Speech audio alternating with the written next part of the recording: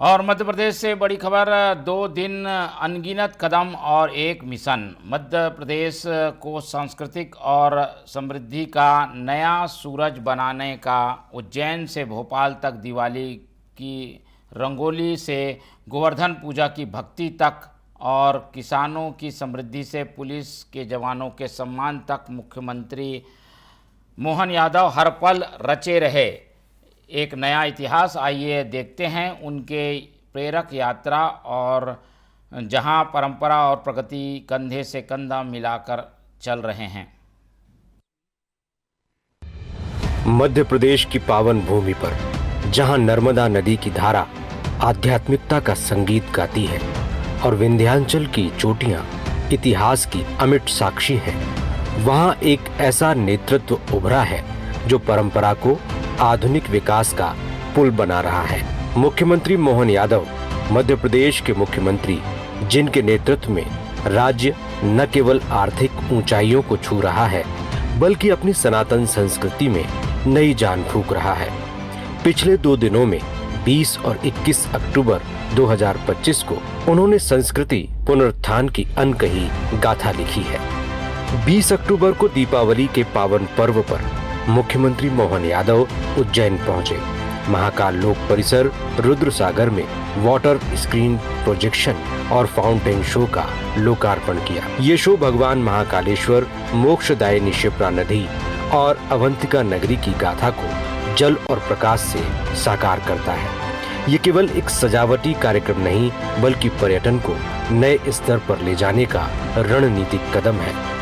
उसी अवसर पर श्री अन्न लड्डू प्रसादम का शुभारंभ हुआ। मिलेट से बना पौष्टिक प्रसाद जो स्वास्थ्य और संस्कृति का प्रतीक बनेगा। साथ ही श्री महाकालेश्वर बैंड का नया स्वरूप लॉन्च किया गया जो भक्ति संगीत को और प्रभावी बनाएगा। मैं उम्मीद करता हूँ लाइट एंड साउंड शो के माध्यम से और इसकी कीर्ति प्रसिद्धि बढ़ेगी। एक बार फिर इस पूरे आयोजन के लिए जो एजेंसी है उसका नाम मुझे बताया गया, क्या messrs CS direct events exhibition private limited Gurgaon, लगभग 18.5 करोड़ की लागत से 5 साल तक ये संचालन संधारण करेंगे और टेक्नोलॉजी भी अत्याधुनिक डिजिटल टेक्नोलॉजी नोजल द्वारा ये 100 मीटर लंबे musical fountain water screen projection तकनीक के माध्यम से 3 विशाल वाटर स्क्रीन और विभिन्न लेजर लाइटों का उपयोग करते हुए सुंदर प्रस्तुतिकरण करेंगे। फिर मुख्यमंत्री बच्चों के साथ रंगोली में रंग भरकर उत्सव की उमंग में शामिल हुए। महाकाल मंदिर में दर्शन कर प्रदेशवासियों की सुख समृद्धि की प्रार्थना की। ये सिर्फ उत्सव नहीं था बल्कि संस्कृति को पर्यटन से जोड़ने की दिशा में एक सोच समझकर उठाया गया कदम था, जैसा कि मध्य प्रदेश ट्रेवल मार्ट 2025 जैसी पहलें दिखाती है। 21 अक्टूबर को गोवर्धन पूजा के पावन अवसर पर शुरुआत हुई उज्जैन की तिलकेश्वर गौशाला से, जहां विधि विधान से पूजा की गई और गोवंश को दुलार कर दुग्ध उत्पादन बढ़ाने का आह्वान हुआ। इसके बाद मुख्यमंत्री भोपाल पहुंचे। रविंद्र भवन में राज्य स्तरीय कार्यक्रम का शुभारंभ किया। गौ सेवा और गौ आधारित उत्पादों में उत्कृष्ट संस्थाओं को सम्मानित किया गया। मुख्यमंत्री निवास पर गोवर्धन देव का पूजन कर प्रदेश की समृद्धि की कामना की। गायों को मयूर पंख घंटी पहनाकर श्रृंगारित किया गया, एक जीवंत प्रतीक उन मूल्यों का जिनके साथ विकास का मार्ग चलता है। देव तिल तिल कर करके इस मृत्यु लोक में कलयुग को मात देते हुए धर्म की स्थापना के लिए मंदिर बना था। तो उस तिलकेश्वर महादेव में आज गौशाला में गौ माता क्या अपने आनंद के साथ एक साथ छोड़ने का जो सुख देखते हैं, और यहाँ की गौशाला के संचालकों को मन्ना सरकार सहित सबको बधाई देना चाहता हूँ। जोरदार अभिनंदन करें। देखो, अपने देवस्थान पर भी हमने देवता की तो पूजा करी, लेकिन गौ माता की पूजा का स्थान भी ढूंढ लिया। जगह थोड़ी सी है, कोई चिंता मत करो, और अच्छी जगह ढूंढो, बड़ी जगह और गौशाला बनाएंगे। आप अपनी सारी व्यवस्था सरकार के माध्यम से कराएंगे। मुन्ना सरकार अपनी इन व्यवस्थाओं में हमने एक योजना बनाई कि एक 5000 से बड़ी गौशालाएं जो चलाएंगे उनके लिए भी प्रति गौमाता 40 रुपया और 125 एकड़ जमीन तक भी हम निःशुल्क देंगे, ताकि बड़ी गौशाला भी बहुत आराम से चले और गौशालाओं के माध्यम से दूध उत्पादन भी करो, गोमूत्र भी, और गोमूत्र के बहुत सारे अर्क से लेकर बहुत सारी चीजें बनती है। गोवर्धन भी बहुत सारे प्रकार से काम आता है। और आजकल तो ये प्राकृतिक उत्पादों के साथ साथ बिजली से लेकर ऊर्जा उत्पादन में भी बहुत सारी भूमिका रहती है। खेती किसानी के खाद भी बहुत अच्छे होते हैं। और उम्मीद करता हूं कि फूड पार्क भी बनाए जाएंगे। अभी फूड पार्क नहीं है अपने मालवा में, तो भविष्य में हमारे संभाग केंद्रों पे फूड पार्क बनाएंगे।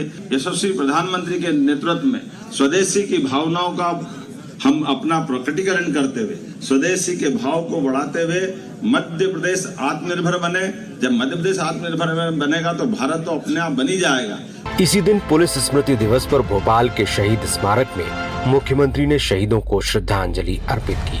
उन्होंने जीरो टॉलरेंस नीति की सराहना की और पुलिस बल के मनोबल को बढ़ाने वाले कदम बताए। उन्होंने कहा, अगले वर्ष तक 25,000 से अधिक मकान 5,700 करोड़ की लागत से बनाए जा रहे हैं। रिक्त पदों पर भर्तियां हो रही हैं और सुशासन को सुनिश्चित किया जा रहा है।